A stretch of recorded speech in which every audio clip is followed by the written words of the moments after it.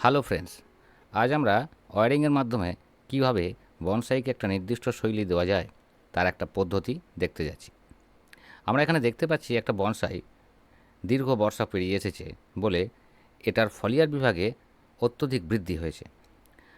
আর খানিকটা ইচ্ছাকৃতভাবে একে বাড়তেও দেওয়া হয়েছে, কারণ আমরা এটাকে একটা নির্দিষ্ট শৈলী দিতে চাই।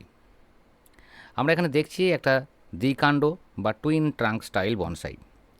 এটা দীর্ঘ সময় একটা সাধারণভাবে রাখা ছিল, পরে একে ফাইনাল পটিং করা হয়েছিল। তার ভিডিও আমাদের চ্যানেলে আছে, আই বাটনে ক্লিক করেও দেখে নিতে পারেন। সেই সময় এর কাণ্ডটার নির্দিষ্ট কাঙ্ক্ষিত শৈলীটা তৈরি করাই মুখ্য উদ্দেশ্য ছিল। এবার সময় এসেছে এর ফলিয়ার সেকশনটাতে নির্দিষ্ট স্টাইল দেওয়ার। তাই বর্ষার দীর্ঘ সময়ে একে অযথাই বাড়তে দেওয়া হয়েছে। প্রথমেই আমরা এর গাছটার পাতাগুলো ছেঁটে দেব, প্রতিটা ডালের মুকুলসহ দু একটা পাতা রেখে।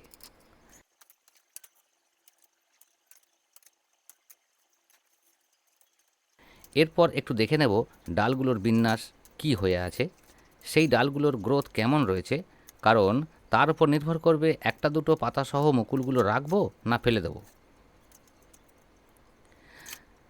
যা দেখা যাচ্ছে তাতে মুকুলগুলো রেখে পাতাগুলো কেটে দেওয়া যায়।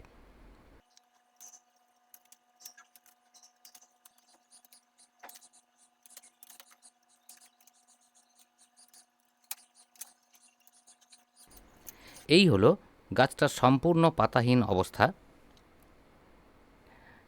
এবার আমরা ওয়্যারিং শুরু করব। তার আগে এর সদ্য বেরোনো ঝুড়িগুলো একটু সাজিয়ে নেব, কারণ এগুলোর অবিন্যস্ত অবস্থা গাছটার সঠিক সৌন্দর্যটা আড়াল করে দিচ্ছে। কিন্তু এখনই এগুলোকে কেটে দেব না, সেটা পরেও করা যাবে। তাহলে দেখে নিই কীভাবে এর ওয়্যারিং করব। যেখানে দেখছি একই জায়গা থেকে পাশাপাশি দুটো ডাল বেরিয়েছে, সেখানে দুটো ডালের দৈর্ঘ্য যোগ করলে যতটা হচ্ছে তার থেকে 30% বেশি দীর্ঘ একটা তার কেটে নেব। তারটাকে আমরা গাছটার যে মোটা ডালটা থেকে দুটো ডাল বেরিয়েছে সেই ডালটাতে প্রথমে জড়িয়ে নিয়ে একটা তার একটা ডালে আর একটা তার অন্য ডালটাতে জড়াবো। তার জড়ানোর সময় এমনভাবে জড়াবো যাতে ডালগুলোতে কেটে দেওয়া পাতার গোড়ার যে অংশ থেকে পর্বমুকুল বের হতে পারে সেই জায়গাগুলোর ওপর দিয়ে যেন তার না যায়।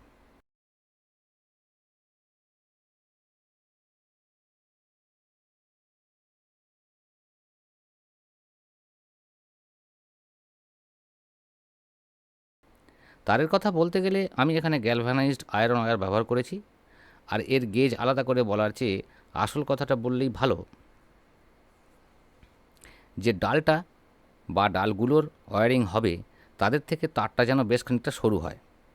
তো এখানে যে ডালগুলো আমরা ওয়্যারিং করব তার যে থিকনেস এবং স্ট্রেংথ তার চেয়ে কম মোটা তার দিয়ে একে বাঁকাতে গেলে কোনো শক্ত ধাতুর তারই উপযুক্ত।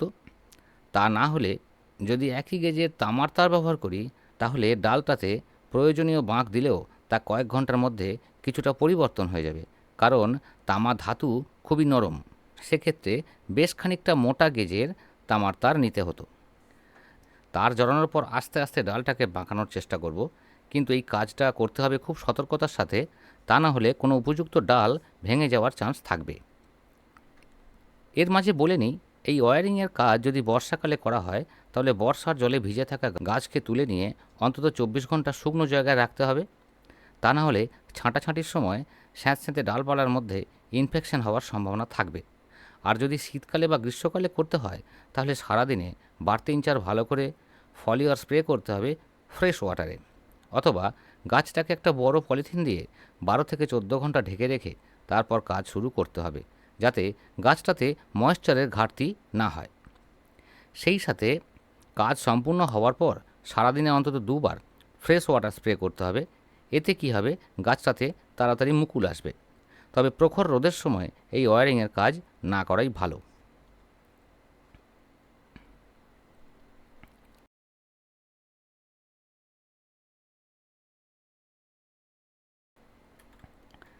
এখানে দেখা যাচ্ছে এই ডালটা যেভাবে বা যেদিকে বৃদ্ধি পেয়েছে তাতে বনসাইটার ফ্রন্টটা আড়াল হয়ে যাচ্ছে, তাই এটাকে ছেঁটে ফেললেই ভালো হবে।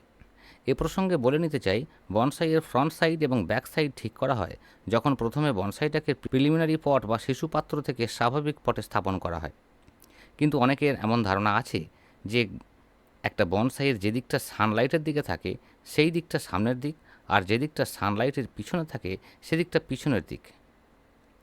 এই ব্যাপারে একটা পৃথক ভিডিওতে ডিটেল ডিসকাস করব।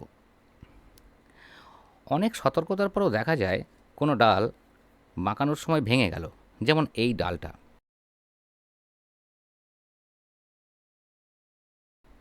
তাতে সঙ্গে সঙ্গে সেটা ছেঁটে না দিয়ে একটু তার জড়িয়ে বেঁধে দিলে সেটা নষ্ট হওয়ার চান্স কমে যায়। তাই আমরা এটাকে তার জড়িয়ে দিলাম, আর সবশেষে তো অ্যান্টি ফাঙ্গাস স্প্রে করবই, দেখা যাক ডালটা বাঁচে কিনা। যাই হোক, কাজ শেষ হলো। এরপর আমরা দিন 10 একে প্রতিদিন ঘন্টা 2 সানলাইটে রাখবো, তারপর দেখা যাক।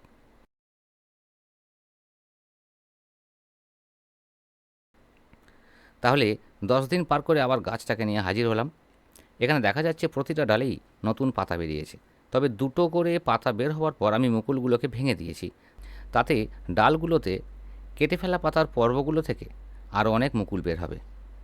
আর একটা দিকে আমরা একটু তাকাবো, যে ডালটা ভেঙে গিয়েছিল সেটার থেকেও দেখা যাচ্ছে নতুন পাতা বের হয়েছে।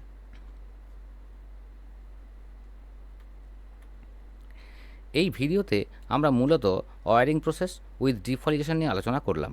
তবে এই কাজের আগে গাছটাতে একটা ফার্টিলাইজার ফিড দিয়ে নেওয়া ভালো। এই গাছটাতেও সেই ফিড দেওয়া হয়েছে উইথ রুটিন রুট মেনটেন্যান্স। তার ডিটেল ভিডিও চ্যানেলে দেওয়া আছে, আই বাটনেও লিঙ্ক দেওয়া রইল। যাই হোক, আমাদের চ্যানেলের ভিডিও আপনাদের কেমন লাগছে অবশ্যই কমেন্ট বক্সে জানাবেন। আর যদি ভালো লাগে তাহলে বেশি বেশি লাইক শেয়ার করবেন, আর চ্যানেলটা সাবস্ক্রাইব করে রাখবেন। যদি কোনো ইনফরমেশন বুঝতে অসুবিধা হয় তাহলে অবশ্যই কমেন্ট বক্সে জানাতে পারেন, অথবা হোয়াটসঅ্যাপ করতে পারেন। আজ তাহলে এই পর্যন্ত, দেখা হচ্ছে পরের ভিডিওতে।